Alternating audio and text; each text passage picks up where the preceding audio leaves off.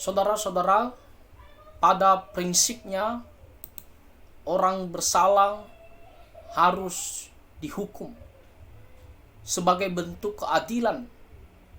Setiap kesalahan ada ganjarannya, ada hukumannya.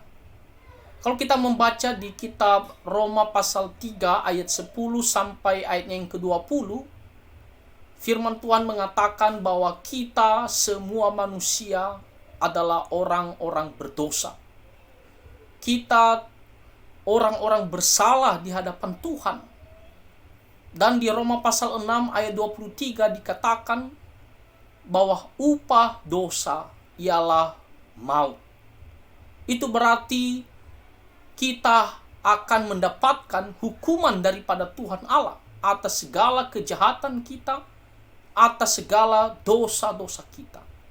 Kita tidak bisa lari dari hukuman Tuhan ini.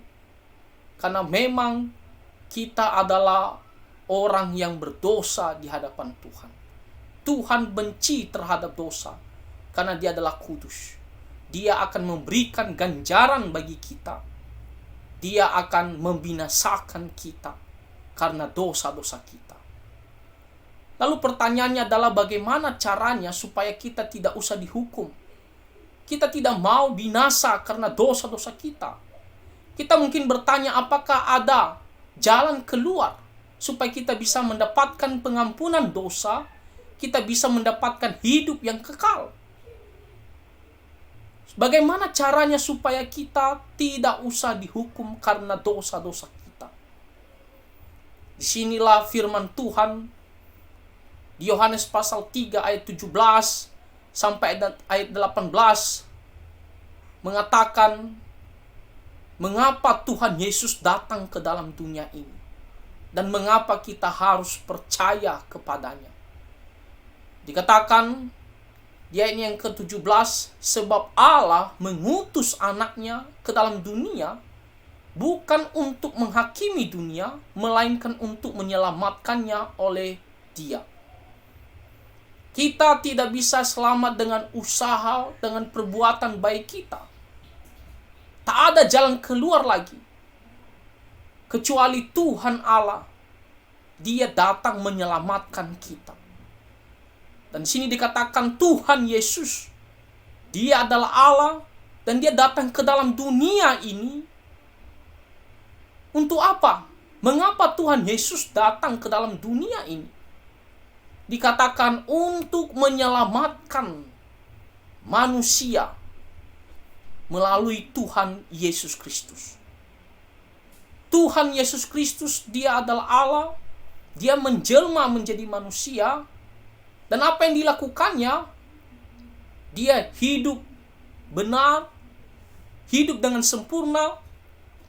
Lalu Dia menyerahkan dirinya untuk menderita dan disalibkan. Untuk apa? Untuk menggantikan kita yang harusnya dihukum karena dosa-dosa kita. Setiap dosa ada penghukumannya. Tuhan harusnya menghukum kita, tapi Tuhan Yesus karena Dia begitu mengasihi kita, Dia menggantikan kita untuk dihukum. Dia adalah orang benar. Namun Dia memang ditetapkan untuk disalibkan supaya kita tidak usah tanggung hukuman Tuhan, tapi Tuhan Yesus yang telah berkorban menggantikan kita.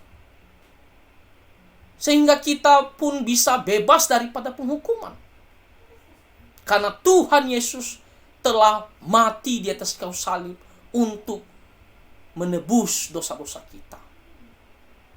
Dia memikul segala kejahatan kita.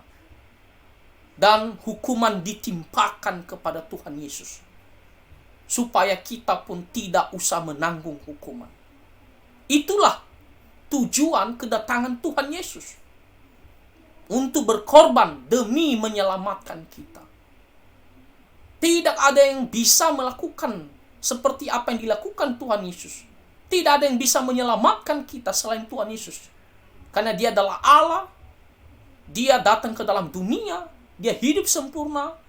Dia menderita. Dia menyerahkan dirinya mati, berkorban menggantikan kita untuk menebus dosa-dosa kita.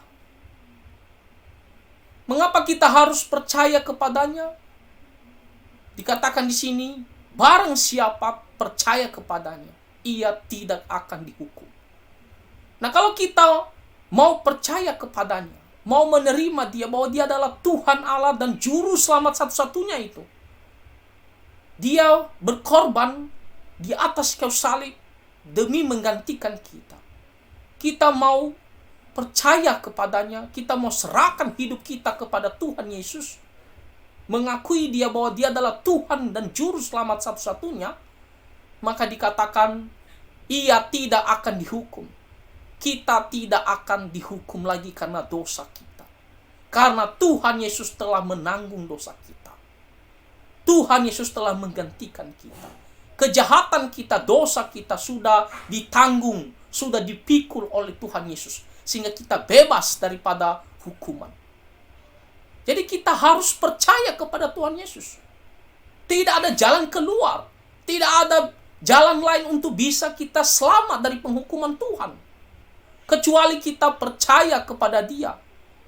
Dia yang berkorban telah menggantikan kita untuk dihukum. Sebaliknya, jikalau kita tidak percaya kepadanya, barang siapa tidak percaya, ia telah berada di bawah hukuman. Sebab ia tidak percaya dalam nama Anak Tunggal Allah. Kalau kita mengabaikan, tidak peduli, menolak, ataupun merendahkan, maka apa yang akan kita dapatkan? Dikatakan, kalau kita menolak Tuhan Yesus, tidak mau menerima Dia, maka kita akan dihukum, di bawah hukuman. Itu berarti kita harus tanggung dosa kita sendiri. Kita mau memikul dosa kita sendiri. Dan ingat prinsipnya, orang yang berdosa, orang yang bersalah, pasti akan mendapatkan ganjarannya. Akan dihukum oleh Tuhan.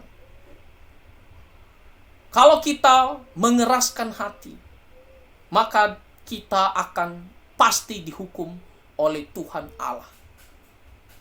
Jadi jangan kita memiliki hati ataupun sikap yang mau menolak Tuhan Yesus. Karena kita tidak bisa selamat.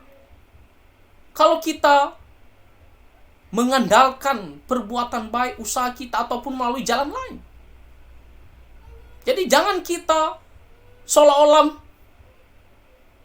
merendahkan dengan mengatakan, oh saya tidak mau percaya kepada Tuhan Yesus.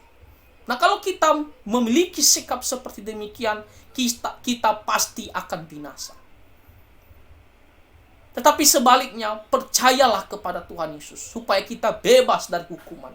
Karena Tuhan Yesus telah menggantikan kita untuk dihukum. Dia menanggung dosa kita di atas kayu salib. Apakah kamu mau percaya kepada Tuhan Yesus? Apakah kamu mau menerima Tuhan Yesus sebagai Tuhan dan Juru Selamat hidupmu? Dan menyerahkan hidupmu sepenuhnya kepada Tuhan Yesus? Jikalau kamu menerimanya dan percaya kepadanya, kamu akan bebas dari hukuman, diampuni dosanya, dan mendapatkan hidup yang kekal. Percayalah kepada Tuhan Yesus Kristus.